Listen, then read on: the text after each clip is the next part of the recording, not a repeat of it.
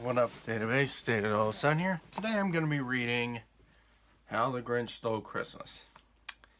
I've seen the special, but I don't think I've read the book. Despite being other reviews. But anyhow, enough rambling. Let's begin. How the Grinch Stole Christmas by Dr. Seuss.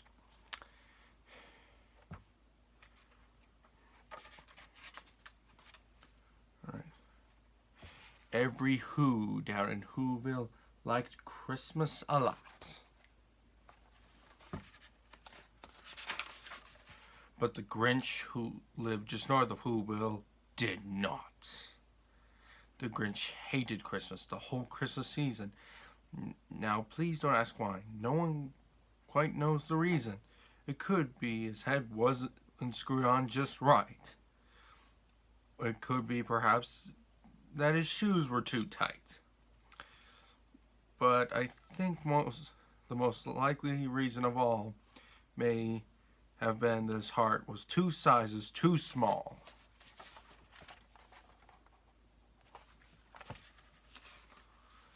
But whatever the reason, his heart or his shoes, he stood there on Christmas Eve, hating the Whos, staring down from his cave with a sour, Grinchy frown at the warm-lighted windows below in their town, for he knew every Who down in Whoville beneath was busy hanging a mistletoe wreath. And they're hanging their stockings, he snarled with a sneer. Tomorrow is Christmas, it's practically here. Then he growled, with his Grinch fingers nervously drumming, I must find a way to stop Christmas from coming. For tomorrow he knew.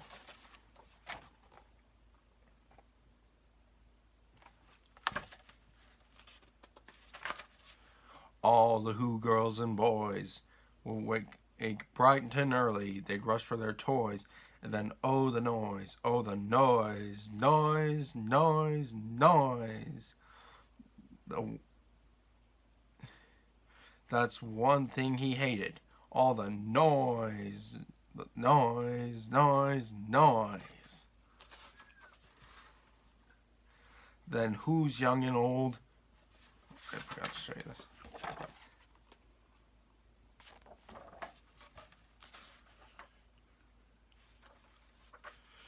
Then the Who's young and old would sit down to a feast, and they'd feast, and they'd feast, and they'd feast, feast, feast. They would feast on Who pudding and rare Who roast beast, which the Grinch couldn't stand in the least.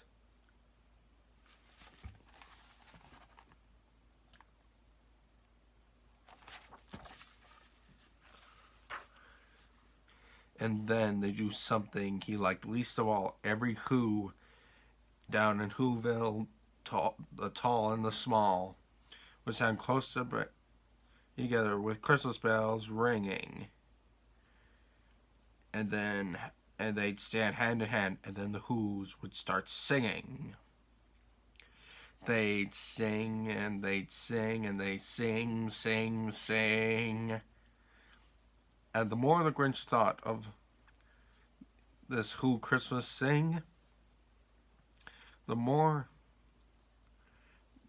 the Grinch thought, I must stop this whole thing. Why, for 50 years I've put up with it now. I must stop this Christmas from coming. But how?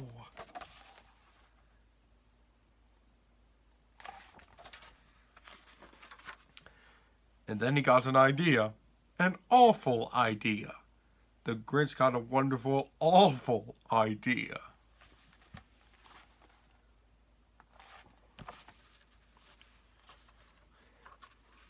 I know just what to do. The Grinch laughed in his throat, and he made a quick Santa Claus hat and a coat. And then he chuckled and clucked. What a great Grinchy trick. With this coat and this hat, I look just like Saint Nick. All I need is a reindeer. The Grinch looked around, but since reindeer are scarce, was none to be found. Did that stop the old Grinch? No, the Grinch simply said. If I can't find a reindeer, I'll make one instead. So he called his dog Max. Then he took some red thread and he tied a big horn on the top of his head.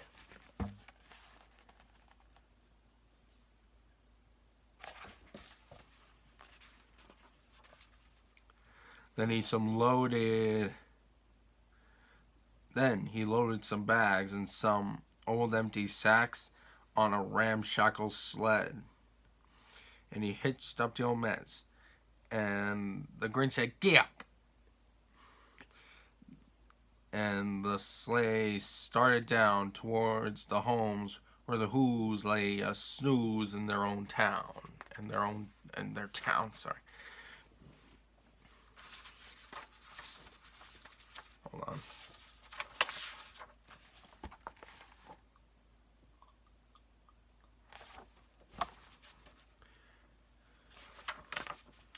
All the windows were dark. Quiet snow filled the air. All the Who's were all dreaming sweet dreams without a care. When he came to the first little house on the square, "This is stop number 1, the old Grinchy Claus hissed. And he climbed to the roof, empty bags in his fist.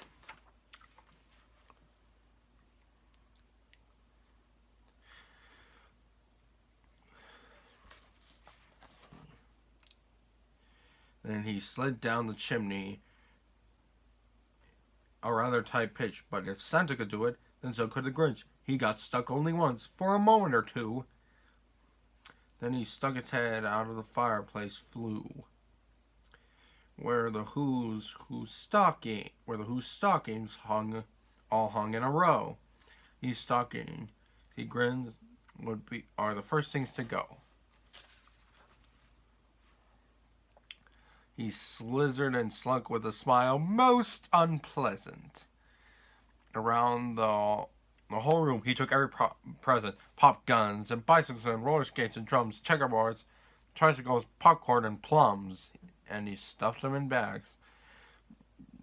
Then the Grinch nimbly stuffed all the bags one by one up the chimney. Then he slucked to the icebox, and he took the Who's feast. He took the Who pudding. He took the roast beef. He cleaned out the icebox. That icebox as quick as a flash. Why, the Grinch even took the last can of Who hash. Then he stuffed all the food up the chimney with glee. And now the Grinch, I will stuff up the tree. Wait a minute. How many have I actually missed?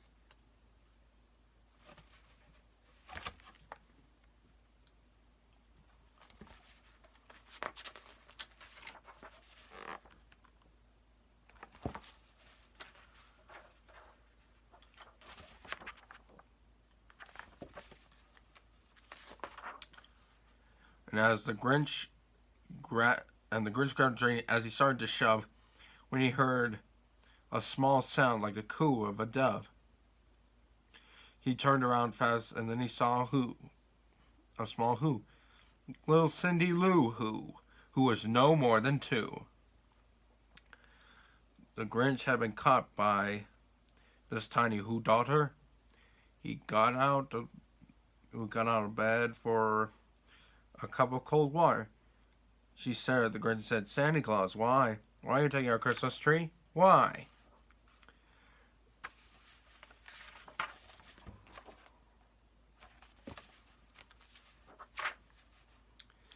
But you know, that old Grinch was so smart and so slick. He thought up a lie and he thought it up quick. "Why, my sweet little tot," said the fake Santa Claus lied. "There's a light on the tree that won't light on one side. So I'm taking it home to my workshop, dear. I'll fix it up there, and I'll bring it back here." And this had fooled the child. Then he patted her head, and he got her a drink, and he sent her to bed. And then And when Cindy Lou Who went to bed with her cup, he went to the chimney and stuffed the tree up.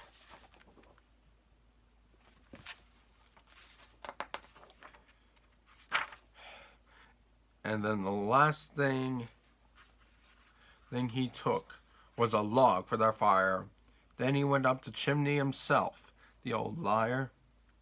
On their walls he left nothing but hooks and some wire. And the one speck of food he left in the house was a crumb that was even too small for a mouse.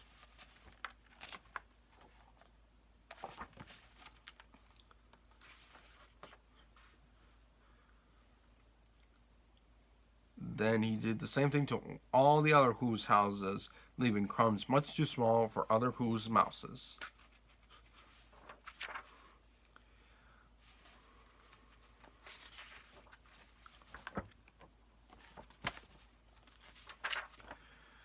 It was dawn, and all the Who's still in bed, all the Who's still snooze, when he packed up his sleigh, packed up with their presents, the ribbons, the wrappings, the tags, and the tinsel, and the trimmings, the trappings.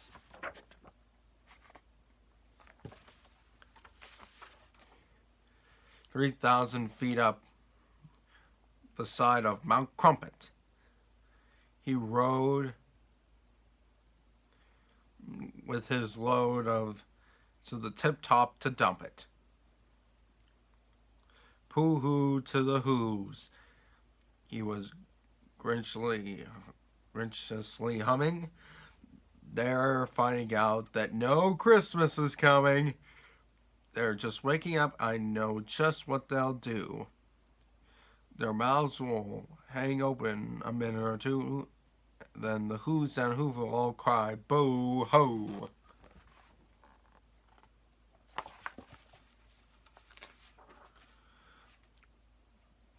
That's a noise, grinned the Grinch.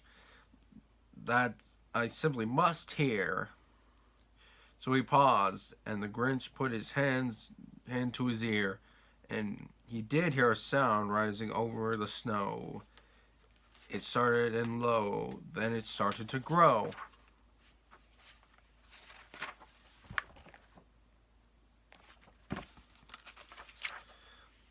But the sound wasn't sad. Why? This sound sounded merry. It couldn't be. It be so, but it was merry, very. He stared down at Whoville. The Grinch popped his eyes. Then he shook. What he saw was a shocking surprise.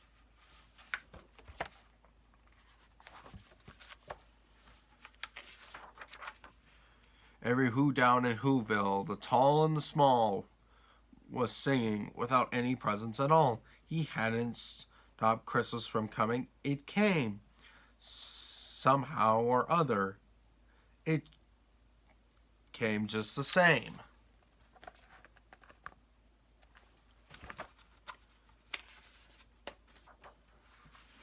And the Grinch, with his Grinch feet ice cold in the snow, stood puzzling and puzzling. How could it be so? It came without ribbons. It came without tags. It came without packages, boxes, or bags. And he puzzled 3 hours till his puzzler was sore. Then the Grinch thought of something he hadn't before. Maybe Christmas, he thought, doesn't come from a store. Maybe Christmas perhaps means a little bit more.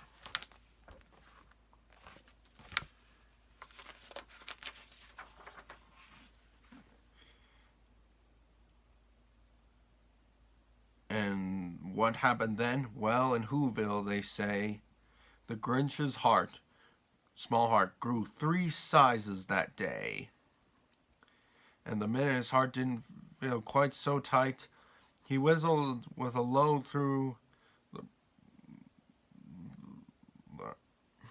a bright morning light.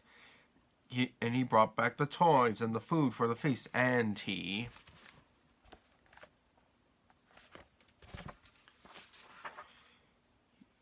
He himself, the Grinch, carved the roast beast.